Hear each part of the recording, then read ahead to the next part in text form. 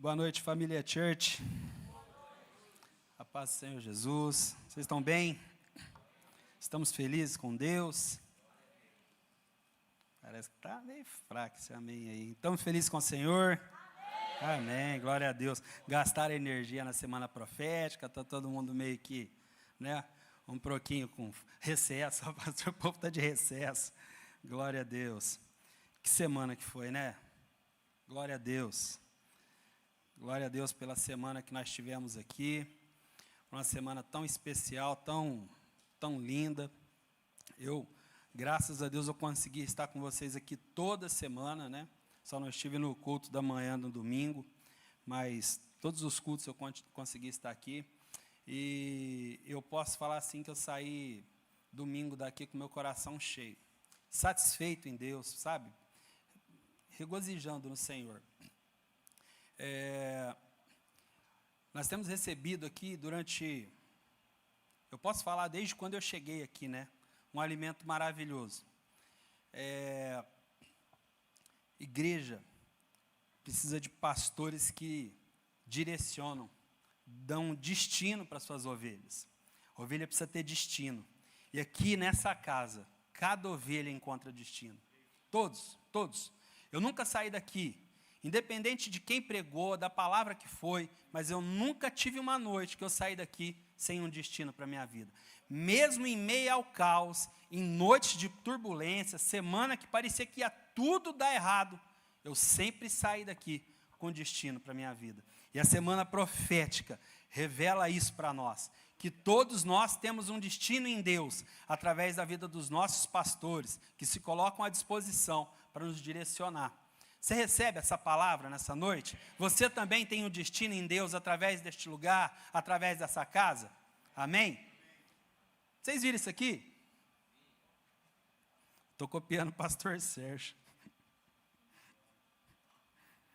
Eu gosto de fazer essas dinâmicas aqui. Um dia desse eu fiz uma dinâmica dessa com o pessoal da oficina. E aí eu resolvi trazer hoje. O pastor Sérgio me inspirou. Trouxe refrigerante para o pessoal esses dias. Aí eu falei, vou engordar o povo mais um pouco, né?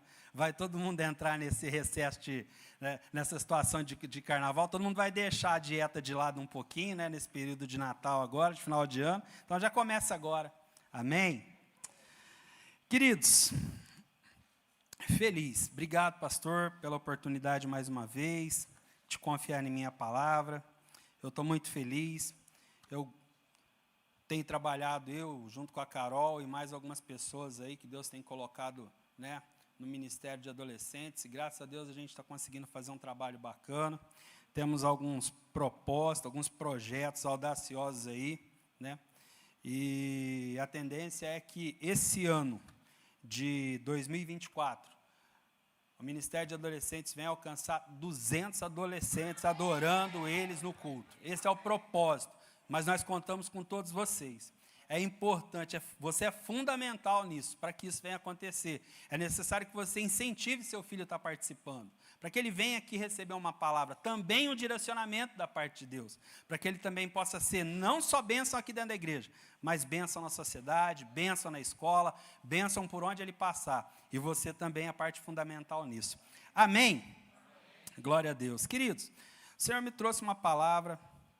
Nesses dias eu comecei a escrever, e ela tem como tema superação, encontrando a Deus em tempos difíceis. Quando nós ouvimos a palavra superação, logo vem na nossa cabeça aqueles documentários de pessoas que passaram situações difíceis, situações complicadas, e que precisaram, né, passar por um processo, se superar em alguns casos, para poder vencer na vida. Muitas das vezes, nós vemos, eu sou um cara que eu gosto muito de assistir Paralimpíada, né?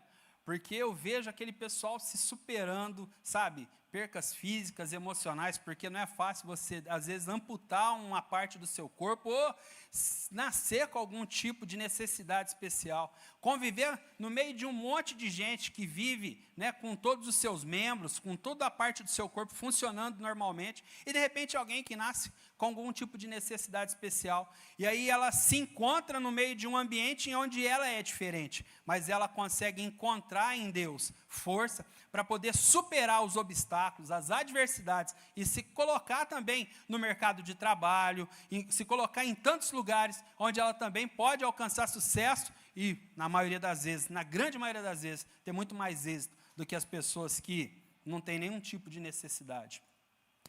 Hoje nós vamos falar de pessoas que superam os limites, que conseguem enxergar que a adversidade na tua vida é somente uma oportunidade para ela ficar mais próxima de Deus. Você pode receber essa palavra nessa noite, que a superação na sua vida é uma oportunidade para você ficar mais perto de Deus. Amém?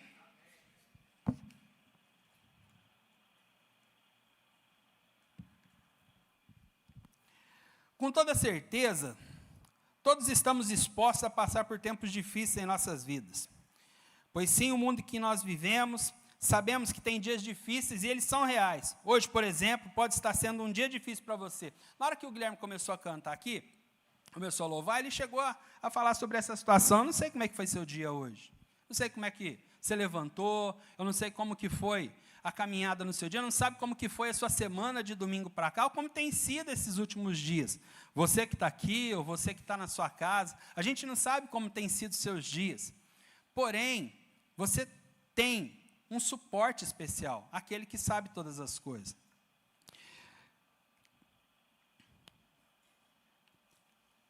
Hoje, por exemplo, o dia difícil, o dia ruim pode ser seu. E todas essas situações são oportunidades para que nós possamos nos aproximar de Deus. No livro de 2 Coríntios, no capítulo 4, no versículo do 8 ao 10, diz assim: de todos os lados somos pressionados, mas não desanimados. Ficamos perplexos, mas não desesperados. Somos perseguidos, mas não abandonados. Abatidos, mas não destruídos. Trazemos sempre em nosso corpo o morrer de Jesus, para que a vida de Jesus também seja revelada em nosso corpo. Amém? Essa carta aqui, esse trecho, relata bem tudo que nós passamos no nosso dia a dia. Situações que nos oprimem, situações de relacionamento, de luto, desemprego, saúde. E eu quero aproveitar já de cara essa oportunidade de falar uma situação que aconteceu comigo no ano de 2020. Eu trabalhei quase 20 anos numa empresa. Entrei lá logo quando eu casei e vou ser sincero para os irmãos, eu tinha convicção de que eu ia aposentar naquele lugar. Estava convicto disso. Era um bom emprego, né? Eu tinha um bom salário, ocupava um bom cargo, né? Tinha confiança dos meus chefes, né? No caso, meus diretores, que eram os donos da loja. A empresa era uma franquia. E eu estava absoluto naquele lugar. Eu estava absoluto no trabalho. Porém, no final de 2019, a empresa recebeu uma oferta de venda. Não era interesse dos diretores da empresa que eu trabalhava em vender a empresa. Eles não tinham interesse. Mas eles começaram a ser muito pressionados. A empresa, que no caso era a dona do nome, né? Ela começou a pressionar para que o nosso diretor vendesse a nossa franquia. Não podia ter mais de uma franquia, só tinha uma franquia, eu cuidava da cidade de Ribeirão e de Sertãozinho. E aí eles começaram a pressionar, e aí colocaram meus diretores na época numa situação complicada, e eles acabaram vendendo. Mas antes de vender, ele jogou um preço absurdo, achando que eles iriam recuar, e não recuaram. Eu tinha acabado de voltar de férias. E estava no aeroporto nesse dia, o telefone tocou. Júlio, onde você está? Estou no aeroporto. Desce aqui, tem uma reunião aqui, mas não tinha nada, e-mail, não tinha recebido nada, uma reunião de última hora, a gente imaginava que fosse alguma coisa muito séria. E fui para lá. Quando chegou lá, no caso o CEO da empresa ali, ele comunicou a gente que a empresa havia sido incorporada, que a rede havia comprado a agência que eu trabalhava, e que um dos motivos, né, uma das circunstâncias em que eles haviam liberado a venda era que mantesse todo o quadro de funcionário. Aí, na hora, você fica meio receoso, mas, ao mesmo tempo, aliviado, né? A empresa vai, mas você vai estar com o emprego garantido. Por outro lado, você fica com um pouco de receio, você sai da zona de conforto, porque é um novo dono, é uma nova liturgia de trabalho, é uma nova operação, tudo, mas não, vamos ficar com todo mundo. Fizeram o acerto com a gente, eu tinha acabado de comprar uma casa, investi o dinheiro na casa. No finalzinho de 2019, começou o Covid, lá na Ásia. E aí você ouvia falar do Covid na Ásia, começou a vir para a Europa, começou a estar indo para a França, para a Itália. Você ouvia vídeos, chegavam aqui de pessoas que caíam perto de metrô e tal, e muito sensacionalismo, na verdade. Mas o negócio era muito sério, era real, tinha muita gente morrendo. Mas eu estava tranquilo, porque isso não aconteceu aqui no Brasil, não chegou aqui, né? E eu estava trabalhando, eu estava em paz, estava empregado. Quando foi em janeiro já tinha 6 meses, mais ou menos, da transição que a empresa tinha feito, eles começaram a colocar alguns projetos de trabalho para mim, e todos eles eu cumpri. Trabalhava junto comigo uma diretora, uma gerente, ela era gerente de atendimento, eu era gerente de operações, eu cuidava de toda a parte operacional da empresa e ela cuidava de toda a parte de atendimento. Ela foi acometida, já fazia algum tempo que ela estava com alguns problemas emocionais, e ela foi acometida de síndrome do pânico. E um dia ela chegou na loja, ela parou na frente da loja e começou a chorar. Ela era cristã, a gente orava muito, sabe? Era uma pessoa de Deus. E aí, por fim, ela acabou sendo afastada, mas naquele processo a empresa fez os cortes que deviam, que as pessoas que não quiseram ficar, mas não contratou ninguém. E aí eu comecei a acumular funções. Eu acumulei a função do atendimento e as funções da operação. Comecinho de fevereiro, eu acabei de sair do trabalho e minha esposa me liga. Júlio, eu não vou para casa agora não, meu pai passou mal. E eu acho que eu vou ter que levar ele no pronto-socorro, ele não está bem. Aí eu falei, então faz o seguinte, eu tinha um discipulado lá, a gente tinha discipulado lá na igreja, eu fiz um discipulado na igreja, falei, depois que terminar o discipulado, eu vou no pronto-socorro e te encontro. Fui para o pronto-socorro, era mais ou menos umas 10 horas da noite, estava meu sogro lá andando, gente, conversando, batendo papo. Meu sogro estava evangelizando dentro do pronto-socorro. Dentro do pronto-socorro, meu sogro estava evangelizando. Ele cutucou minha esposa e falou para ela, tinha uma moça sentada perto da minha esposa, e ele falava assim, dentro do pronto-socorro, fala de Jesus para ela. Aí ela falou, pai, mas aqui dentro do pronto-socorro, fala de Jesus para ela. E aí minha esposa falou assim, não, pai, mas aqui no pronto-socorro não. Fala, pode ser uma oportunidade. Aí ele viu que a minha esposa refugou, ele foi lá, oi, você conhece Jesus? Como é que você está? E aí ele começou a evangelizar ela. Sábado. Domingo. Conseguiram, meu sogro passou a noite no hospital. Daqui a pouco você vai entender porque que eu estou misturando as histórias, tá? Saí de uma e entrei em outra.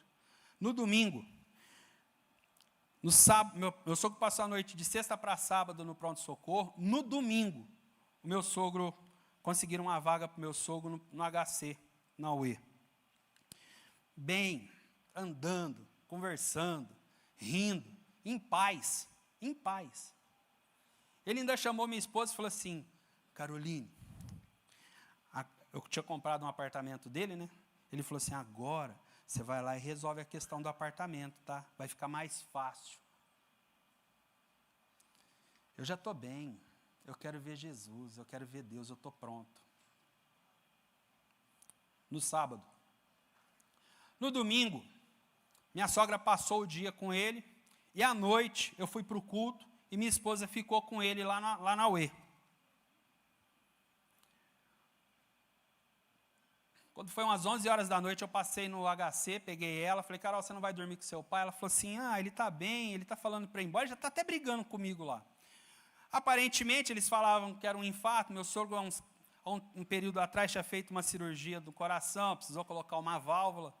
E, frequentemente, passava pelo médico para ver a situação dessa válvula. A cada 10 anos, essa válvula precisaria ser trocada. Porém, passou os 10 anos, eles entenderam que a válvula ainda estava boa e continuaram com ela lá. E fazendo exame periódico para ver como é que estava. Meu sogro era um homem de Deus, um grande homem de Deus. Quando foi no domingo à noite, fomos para casa, estávamos bem, todos felizes e confiantes de que meu sogro logo estaria em casa. Na segunda-feira eu fui trabalhar, estava no aeroporto, eu estava numa agência do Bradesco, lá na Presidente Vargas, atendendo uma loja nossa lá, e uma moça me ligou, telefone, Júlio, aqui é do posto que a Carol trabalha, a gente precisa que você corra aqui. Eu falei, aconteceu alguma coisa? Eles falaram assim, não, é com o pai dela, mas a gente precisa que você corra aqui. Catei o carro, saí, liguei na loja, falei, não conta comigo, eu estou tirando a tarde agora, tem questões particulares para resolver. Corri lá no posto, ela chorando, eu falei, o que é que houve? Ela falou assim, minha mãe me ligou, falou que meu pai ganhou um tubo, meu pai tem entubado. Ele estava bem, irmãos. Meu sogro estava bem, estava conversando, estava evangelizando. Meu sogro entubou. Numa segunda-feira, no sábado, à noite, meu sogro faleceu. Na terça-feira, um dia após o meu sogro ganhar o tubo, ser entubado, os diretores da empresa que eu trabalhava me chamavam e falaram para mim assim, falou, Júlio, a gente vai fazer algumas mudanças na empresa e nós não contamos com você. E dispensaram eu. E dispensaram. A gente tem outros planos para a loja e a gente está trazendo um outro profissional e nós não contamos mais com você. 20 anos de empresa, eu não sabia o que eu fazia. Se eu ligava para a minha esposa, se eu parava num canto e chorava, porque eu não queria compartilhar com ela aquela situação ruim comigo, porque ela estava vivendo uma situação terrível por conta do meu sogro, chorando, triste.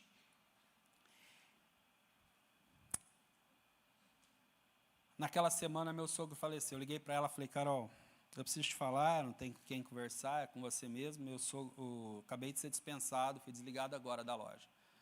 Ela, na hora, ela nem conseguia absorver por conta de toda a situação, todo o trauma que ela estava vivendo com o pai dela entubado.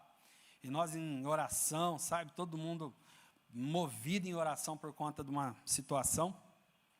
E, por fim, uma semana depois, eu desempregado e a nossa família vivendo um luto. Vou empregar logo.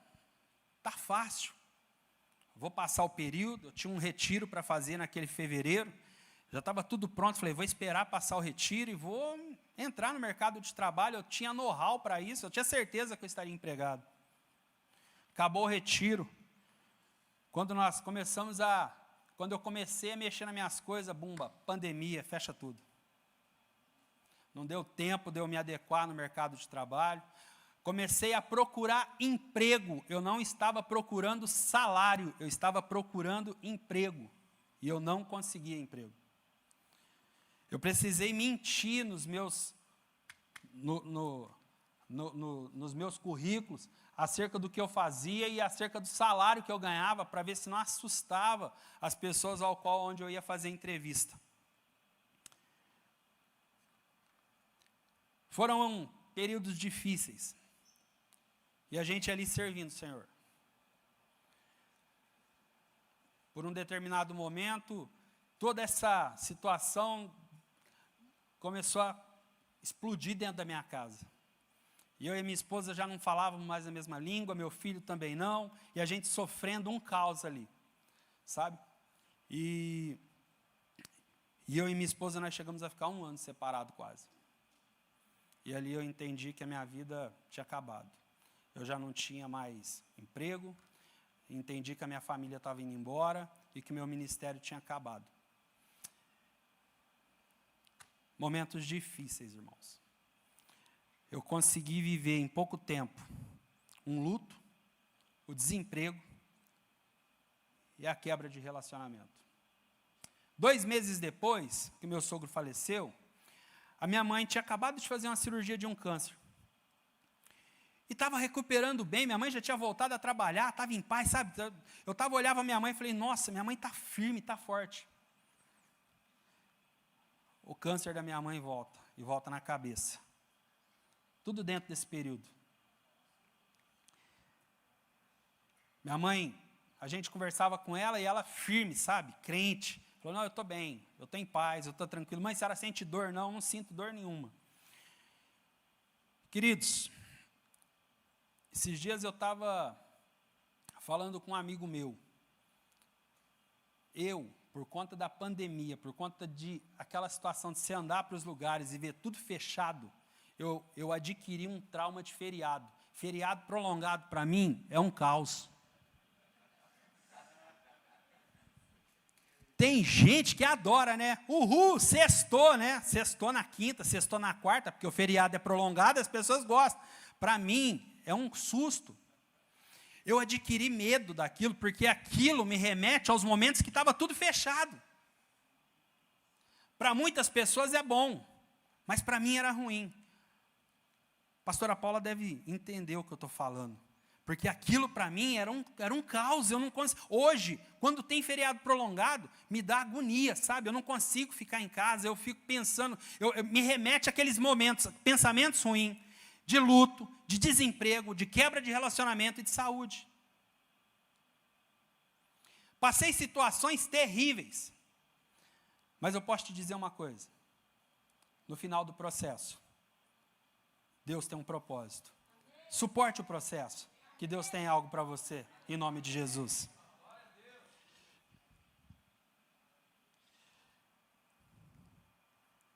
Deus não está inerte à sua dor. Ele não é omisso à tua dor, querido. Quando você ora e apresenta a sua dor para Deus, Ele não simplesmente fica ali de braços cruzados enquanto você está chorando e sofrendo. Não. Ele tem projetos para isso. Ele trabalha em cima disso. Ele não cruza os braços e fica olhando você sofrendo, não. Porém, dias assim, na verdade, são dias que nós podemos viver milagres do alto.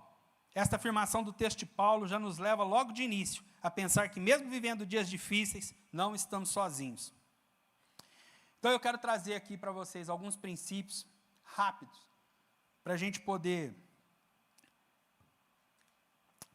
refletir e encontrar superação, encontrar Deus em tempos difíceis. E um deles é foque naquilo que te traz esperança.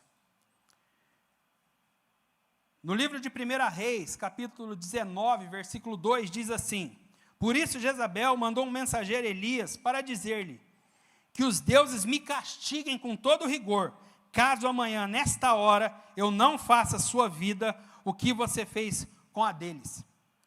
1 Reis 19, 2.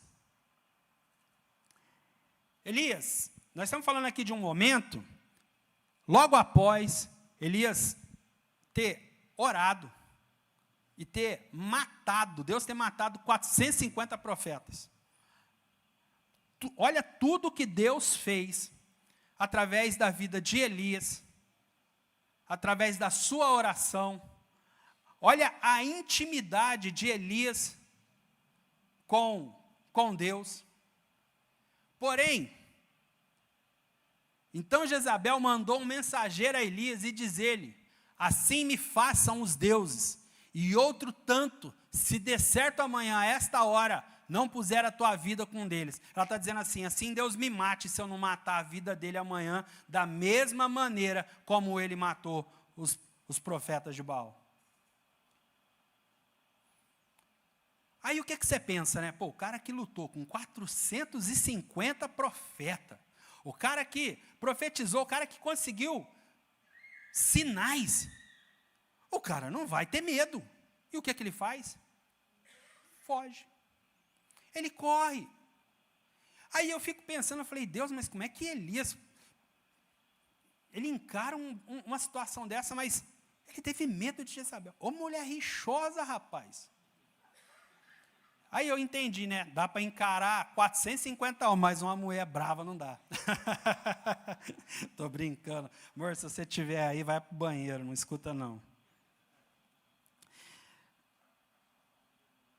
Como é que você explica um negócio desse? Olha os sinais, olha, Deus tinha mostrado as ações, Deus tinha mostrado atitudes com ele.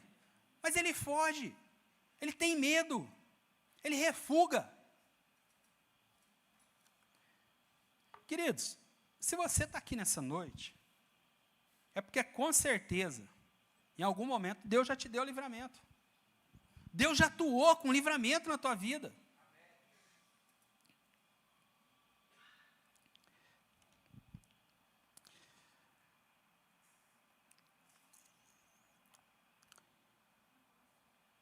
Elias, pega aí. Começa a caminhar para o deserto. Ele sai.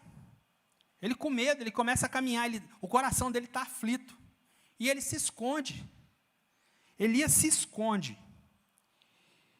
Elias teve medo e fugiu para salvar a vida em Berseba de Judá. Ele deixou o seu servo e entrou no deserto, caminhando um dia. E Elias, no capítulo 17, 18,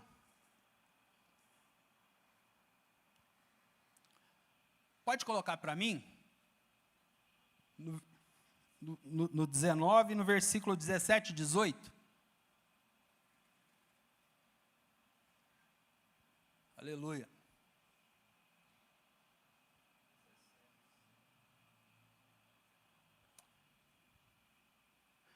E há de ser que escapar da espada de Hazael, matá-lo a Gel, e que escapar da espada de Gel, matá-lo a Eliseu. Não é essa não, desculpa.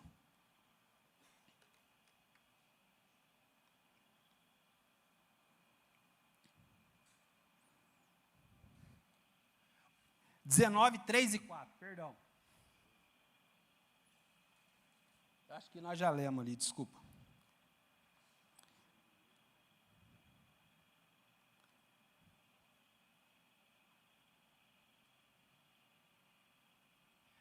E que vendo ele, se levantou para escapar com vida, se foi, chegando a Berseba, que de Judá deixou ali o seu servo. 1 Reis 19, 3. Não, é antes. Desculpa, irmão, perdão. Isso aqui é antes. Aqui está falando que antes dessa situação, ele tinha matado 450 homens através da palavra de Deus, através da sua oração. Então, o que nós temos aqui? O que Deus está querendo mostrar para nós? Que em situações em que Deus opera milagres tremendos na nossa vida, e quando situações pequenas nós nos amedrontamos, nós fugimos.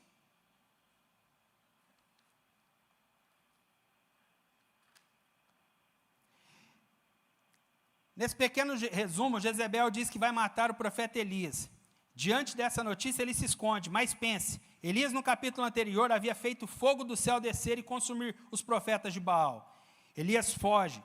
Existem alguns desertos na nossa vida que nós decidimos entrar, a situação não era boa, mas decidimos piorar. Ou seja, tem coisas na nossa vida que acontecem que nós olhamos e falamos assim, ela não é boa, mas cara, ela não é boa, mas confronta.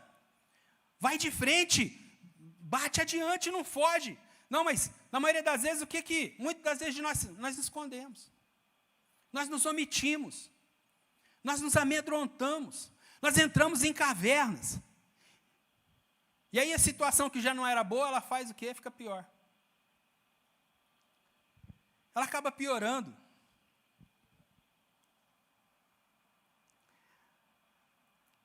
E aí eu queria te dizer, querido, qual é o deserto que você entrou e que você precisa sair hoje? Dias difíceis não podem tirar sua capacidade de trazer a memória que dá esperança. Lamentações de Jeremias, no capítulo 3, do 21 ao 23, diz isso. Quero trazer à memória aquilo que me traz esperança. Jeremias, aqui, ele está vivendo um caos. Jerusalém, Israel, sitiada, tomada, destruída, o templo destruído, o povo preso, tudo acabando, e ele pregando o evangelho. E na maioria das vezes, quando ele pregava, ele ainda era confrontado, porque as pessoas dificilmente o recebiam.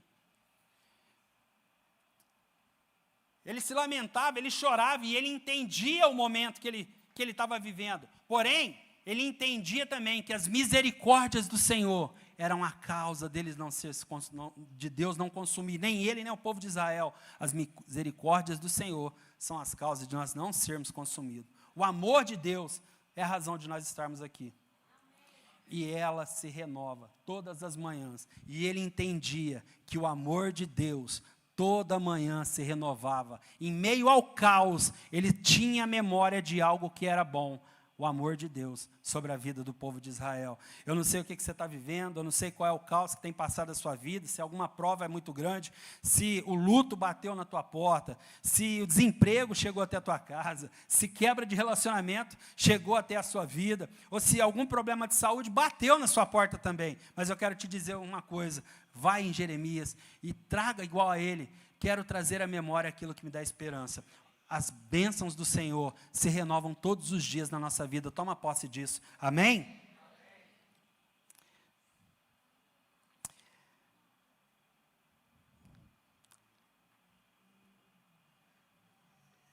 Esses dias o pastor Douglas, ele comentou algo interessante com a gente. Ele disse que foi para os Estados Unidos, um tempo atrás, ele e a pastora Valquíria, né? E ele falou assim que no caminho de volta, o avião deles entrou em turbulência. Eu não sei aqui quem já viajou de avião e já passou por alguns momentos de turbulência. E é comum, né? Dependendo do lugar onde você está, em algumas regiões até mais, outras menos. Mas uma viagem mais longa, como dos Estados Unidos até aqui, é comum que você enfrente algumas turbulências, né? Mas ele falou assim que a pastora Valquíria tem um pouco de receio de avião, e ele falou, não, bem, fica calmo, está tudo bem. E ele sentou do lado dela, deu a mão para ela, e ele também fica incomodado, mas estava tranquilo. Porém, num determinado ponto da viagem, começou. E aí, o comandante, né, passou, né, do avião, falou, ó, vamos passar para uma área de turbulência e tal, então, né, fivelem os cintos, não sei o quê, e tal. E ele falou assim que o avião começou. E ele falou assim, bom, vai passar, né, rapidinho, o negócio não passava, e de repente, e aqueles negócios começou a cair, olhava para a aeromoça já não estava calma, ela já não estava em paz, e aí ele começou a olhar, e ele não sabia se ele acalmava ela, ou se ele tentava caçar calma para o seu próprio coração, e nós começamos a rir. Mas não é de rir, o negócio é sério, porque imagina, você está ali no avião, e de repente o avião começa a se debater, e você não está na sua mão, não está na sua mão, foge da sua mão. Tem coisas, querido, que fogem da nossa mão, fogem do seu controle. Mas deixa eu dizer uma coisa, quando foge do seu controle é bom, porque você entrega o controle. Quando foge das suas mãos, é bom, porque você direciona o controle. Quando foge das suas mãos, você procura o dono do controle. E nada melhor do que entregar o controle total das nossas vidas nas mãos de Deus. Amém? Tópico 2, veja Jesus em meio ao caos. No livro de Marcos 4, 38 e 39, diz assim, Jesus estava na popa, dormindo com a cabeça sobre um travesseiro. Os discípulos o acordaram e clamaram, mestre, não te importas que morramos? Ele se levantou, repreendeu o vento e disse ao mar, aquiete-se, acalme-se. E o vento se aquietou e fez completa bonança. Situações desafiadoras nas nossas vidas, muitas vezes nos tiram a capacidade de focar no milagre. E nos fazem focar no caos. Entenda, não estamos dizendo que o que você está passando não é legítimo. É legítimo. Se você está passando algum problema que te tira a paz, que te deixa desconfortável, nós entendemos, é comum isso. Mas estamos lembrando que Jesus está com você nessa situação. O caos gera em nosso coração medo. Temos aprendido que o medo não é um sentimento, e sim um espírito maligno querendo dominar a nossa vida.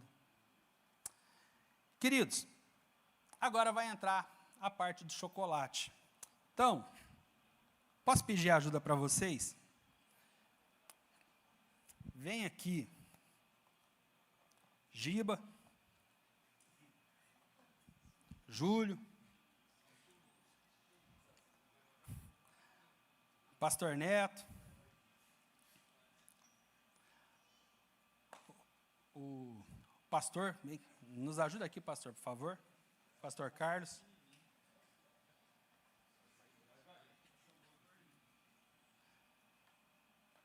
Pastor Rogério e pastor Sérgio, por favor. Tá firme. Seguinte. O Rogério, nós vamos vendar os olhos do Rogério. Então, alguém, por favor. Só tirar o óculos. Só tirar o óculos. Tá enxergando nada não, né? Não. Pastor Neto, dá uma rodadinha nele aí.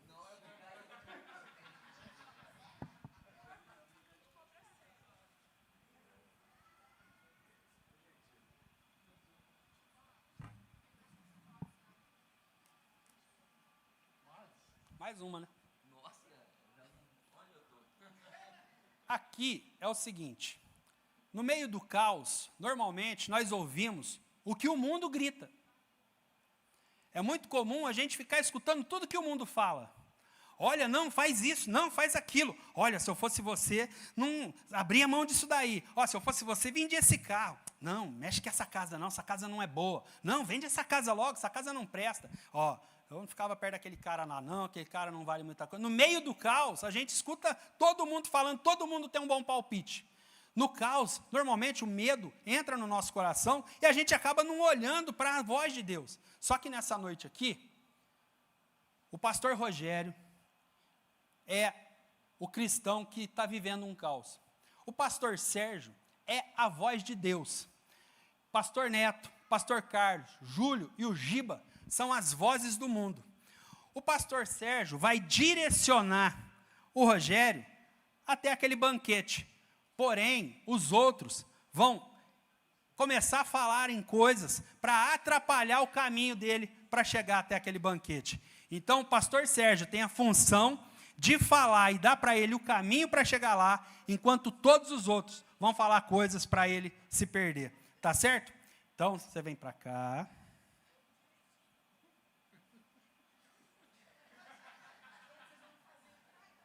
Eu tô com medo de cair. Bom, o papel de vocês é fazer ele se perder. E o papel do pastor Sérgio é fazer ele chegar lá.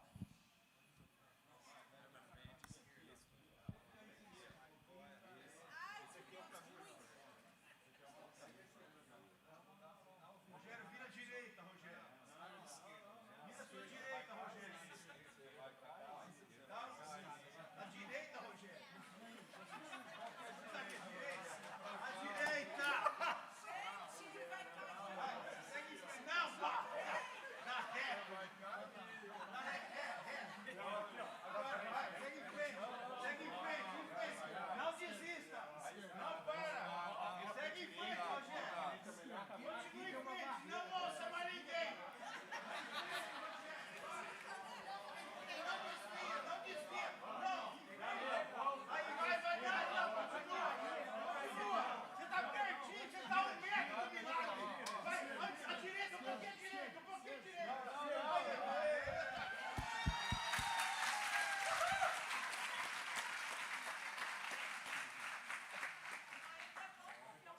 Nossa, que difícil. Você viu só um pouquinho.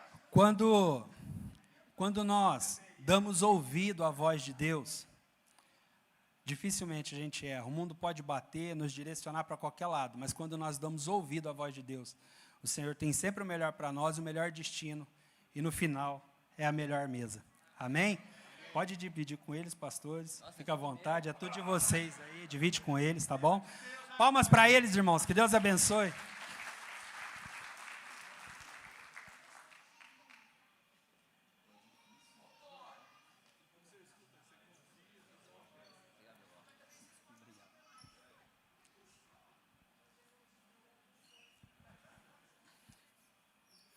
O medo, muitas das vezes, o medo nos direciona para o caminho errado. O medo nos faz entrar em buracos, entrar em cavernas, nos faz ficar amedrontados. Mas eu vou falar um negócio para você. Deus, toda semana, usa uma pessoa aqui para falar de medo. toda semana. E quando eu escuto isso, e quando eu leio isso, eu entendo que aqui na igreja tem pessoas com medo.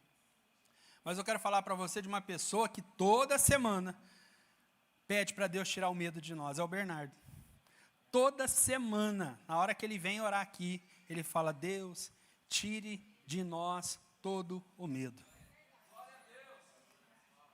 Ele não tem malícia, irmão, ele é inocente, mas ele recebe de Deus uma palavra de oração para nossas vidas. Tire do povo todo o medo. Receba nessa noite, querido. Repreenda o medo na sua vida, que o medo da sua casa vá embora, que você possa ter altivez para alcançar voos mais altos, para receber coisas maiores e melhores. Deus quer que você mergulhe em águas mais profundas e descubra tesouros maravilhosos. Deus quer que você alce voos mais altos para poder alcançar coisas mais belas para a sua vida. Deus tem o melhor para você nesse tempo. Receba o melhor de Deus para a tua vida nessa noite.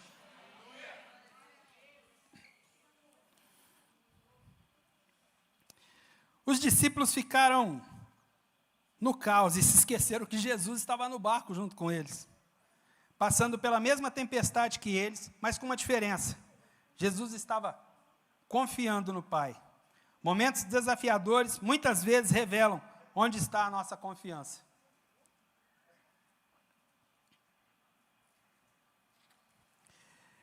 Três, decida viver os processos de Deus. Então chegou ali um dos dirigentes da sinagoga, chamada Jairo. Vendo Jesus, prostrou-se aos pés e lhe implorou insistentemente: minha filhinha está morrendo. Vem, por favor, e impõe as mãos sobre ela, para que seja curada e viva.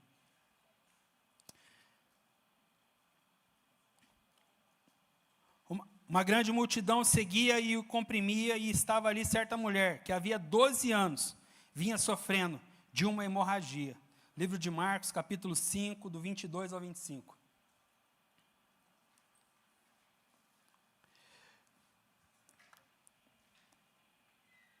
Jesus está caminhando.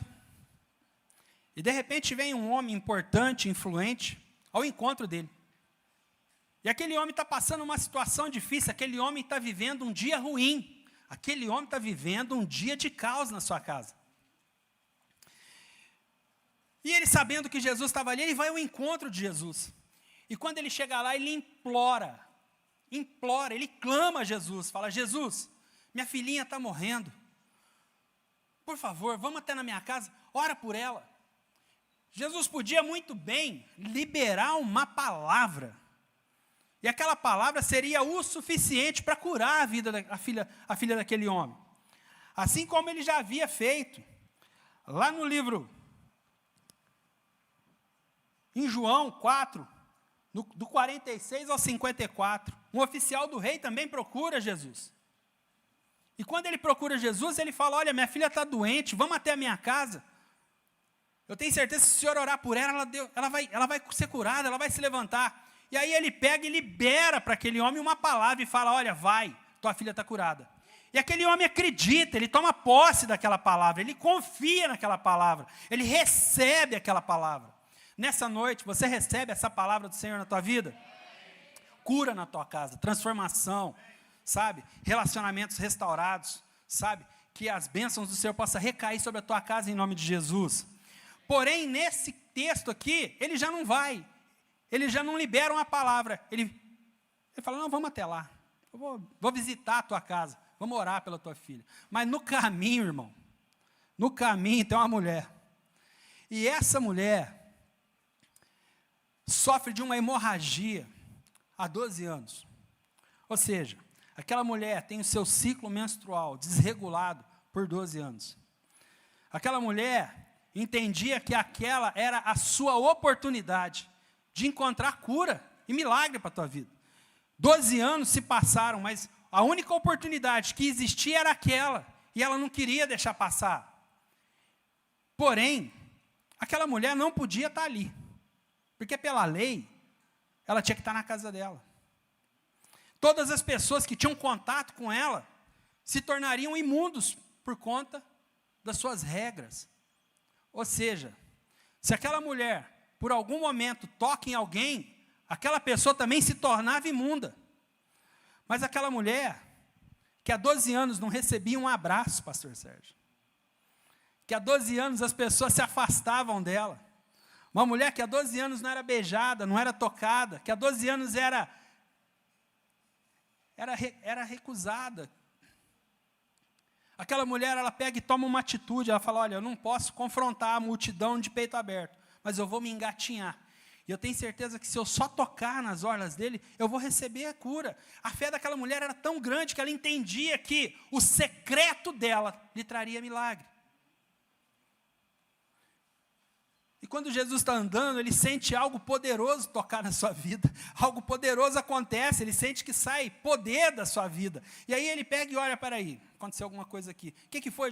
Não, alguém me tocou porque saiu virtude de mim. Não, senhor, o senhor é doido. Tem um monte de gente te apertando, tem um monte de gente te oprimindo. Como é que o senhor pode falar que tem alguém te tocando? Ela falou, alguém me tocou diferente de todo mundo que está aqui. Quando você vier para cá, irmãos, entenda que o dono do milagre está aqui. E queira tocar nele da maneira mais diferente, como qualquer pessoa já tocou em qualquer lugar, porque ele tem milagre para a tua vida, ele tem bênção para a tua vida, ele tem propósito e projetos para a tua vida. Quando Jesus para, aquele pai poderia falar, pô, meu, você está brincando, vamos embora, deixa essa mulher aí, eu cheguei primeiro, como é que você vai parar agora? Não, mas ele para. Ele para.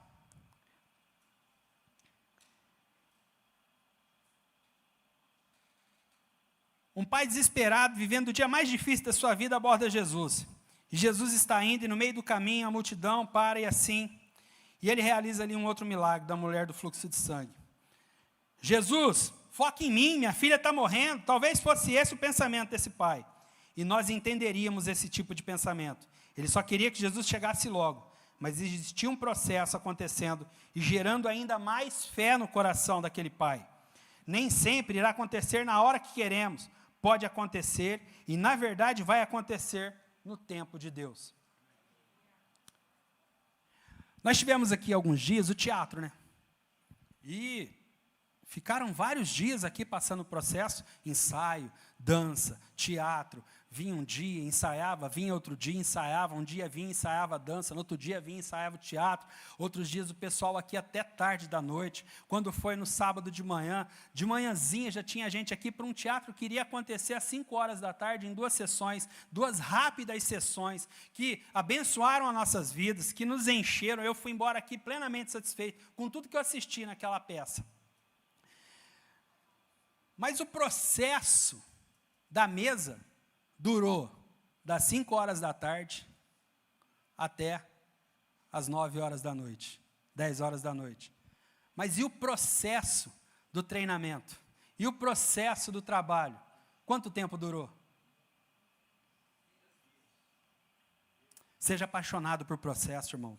É no processo que Deus te treina, é no processo que Deus te prepara, é no processo que Deus cura. Eu vi a Juliana, num dos dias, postou que estava com o braço machucado, tinha caído, né, deslocou o braço, eu acho, uma coisa assim, e ela, sabe, falou, eu não tenho tempo para ficar doente, não. É no processo que Deus faz milagres, irmãos. Muitas vezes nós estamos olhando a mesa no final, mas no meio do caminho Deus tem propósito para acrescentar a sua fé e fazer você chegar até o teu propósito.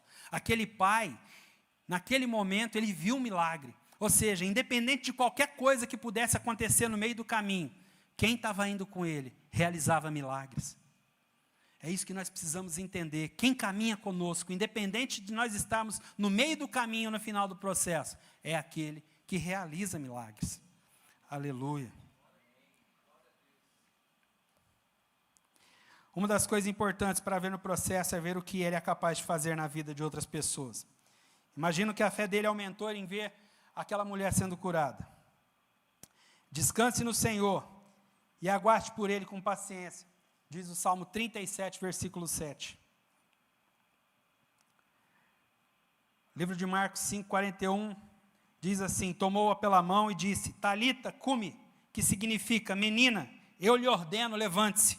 Imediatamente a menina, que tinha 12 anos de idade, levantou-se e começou a andar. Isso deixou atônitos. Ou seja, a menina, quando ele chega no local, algumas pessoas vão ao encontro dele e falam assim, olha, não incomode o mestre. a menina já está morta, não incomode ele. Mas o coração dele estava em paz, porque aquele que realizava milagre estava com ele. Ele tinha acabado de ver Deus realizar um milagre. Ele tinha acabado de ver Jesus realizando um milagre. E o coração dele fica em paz. E aí Jesus acalma o coração dele e fala assim, não dê ouvidos, vamos. E aquela menina é curada. Existe uma ordenança de Deus para a tua vida, para que as suas bênçãos possam chegar. Aquilo que está morto, ressuscite na tua vida hoje, em nome de Jesus. Amém? Para finalizar, queridos, seja movido pelos céus e não pela necessidade. No livro de Mateus 4, 3-4, diz assim, o tentador aproximou dele e disse, se você é filho de Deus, mande que estas pedras se transformem em pães. Jesus respondeu, está escrito que nem só de pão viverá o homem, mas de toda palavra que procede da boca de Deus. Mateus 4, do 3-4. Com toda certeza, era um momento de fragilidade de Jesus. Ele estava com fome, em uma situação muito complicada e muito delicada. E Satanás, ele é astuto e ele sempre vai aparecer no momento da sua maior fragilidade. Ele vai aparecer no momento em que você está mais debilitado, em que teu coração está mais desejoso por algo. E ele vai aparecer e te fazer uma oferta que na maioria das vezes vai fazer seu coração balançar.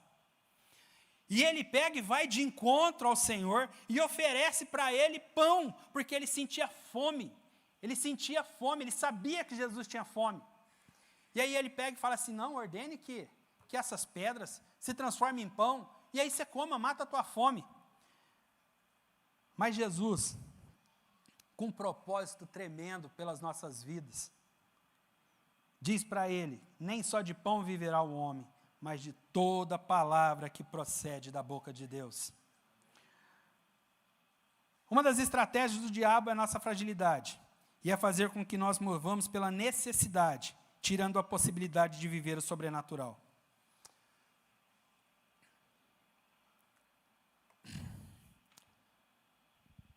Eu não sei como é que está a tua casa, querido. Eu não sei como é que está tuas finanças, eu não sei como é que está o teu celeiro lá. Está faltando roupa, comida. Eu tenho certeza que Deus tem abastecido a tua casa. Mas, eventualmente, nós passaríamos por provas, situações que muitas das vezes nós podemos falar assim, Deus, o Senhor não está me vendo aqui? Muitas vezes nós passamos por provas que nós queremos questionar Deus, falar, Deus, olha, eu estou passando por isso, sou dizimista, sou primiciante, sabe, eu sou ofertante, e está acontecendo isso na minha vida, Deus olha a enfermidade, Deus olha isso, Deus olha aquilo, muitas das vezes nós questionamos Deus, fala, Deus, o Senhor não está olhando, o Senhor não está vendo. Ele está, queridos, Ele está, e esperando que uma oferta chegue e nós venhamos a negar, para que Ele possa apresentar para você uma mesa maravilhosa.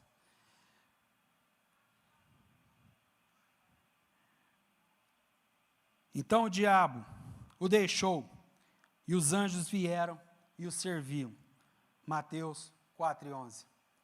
No momento em que as necessidades baterem na sua vida, e Satanás vier lhe oferecer algo que possa te tirar da presença de Deus e corromper a tua vida com Deus e o teu caráter, rejeite o prato, rejeite a oferta.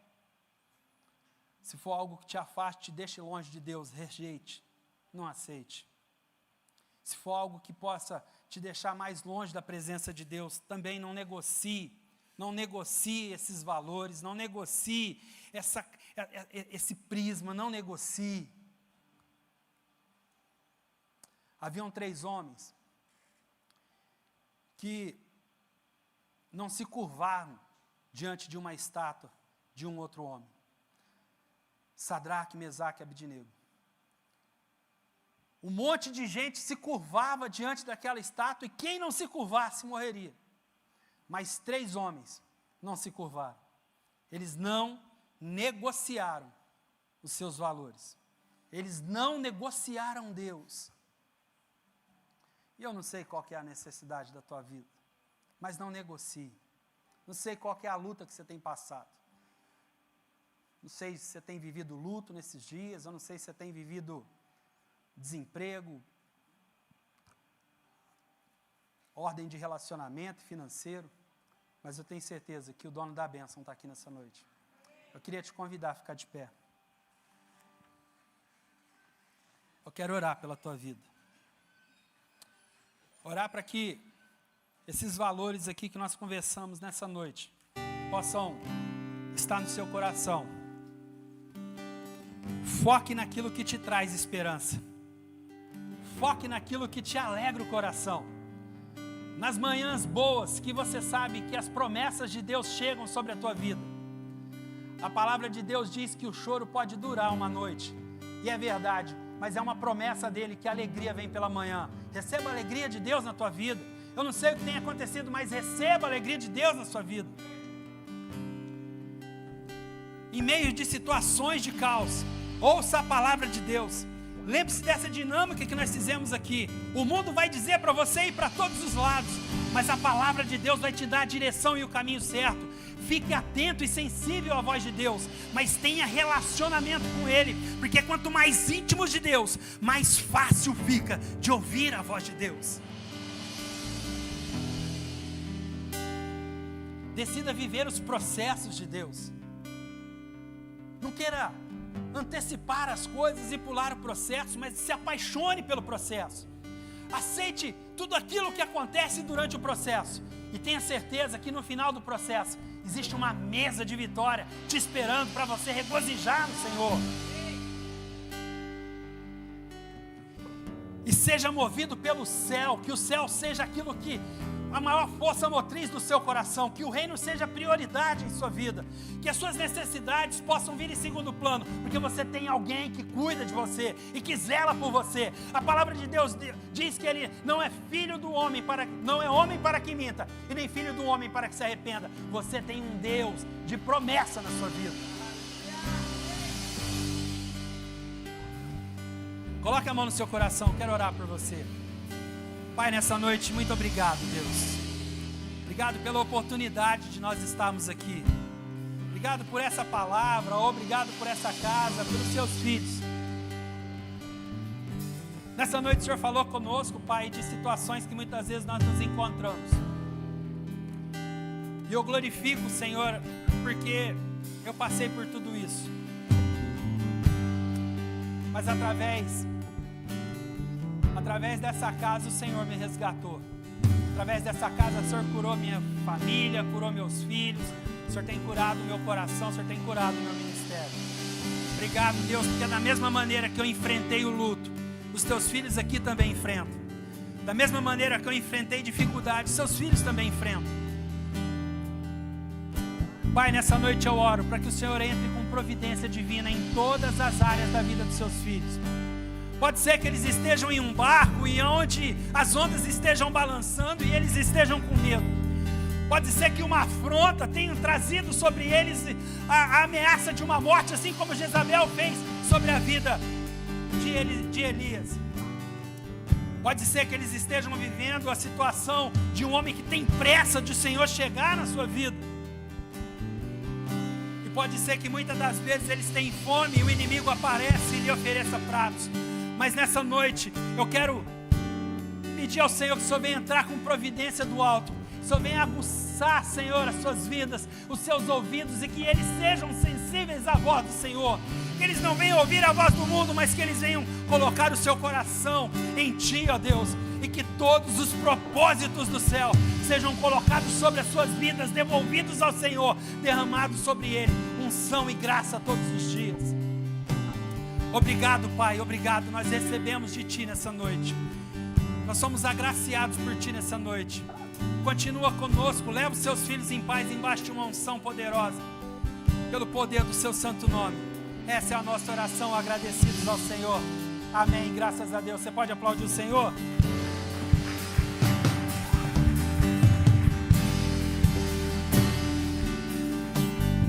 Que Deus abençoe a sua vida. Que Deus te encha de graça, que essa palavra possa fazer morada no teu coração. Leve o Senhor para casa. Ele é teu melhor amigo. Ele é o dono da bênção. Amém?